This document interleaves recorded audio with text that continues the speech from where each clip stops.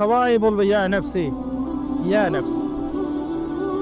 দূর থেকে একজনের আওয়াজ আসবে, যিনি ইয়া নাফসি বলছেন না, যিনি বলছেন ইয়া উম্মতি ইয়া উম্মতি। সবাই তার কাছে যাবে এবং তিনি আমাদের নবী মুহাম্মদ রাসূলুল্লাহ সাল্লাল্লাহু আলাইহি ওয়াসাল্লাম সিজদায় পড়ে যাবেন এবং তার উম্মার জন্য সুপারিশ করবেন।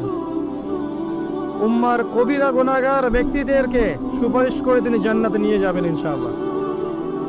আল্লাহ তাকে ওয়াদা করেছেন, হে নবী, তোমার উম্মতের কোনো ব্যক্তি যদি শিরিক না করে আমার সামনে উপস্থিত হয় আমি তাকে মাফ করে দেব ইনশাআল্লাহ।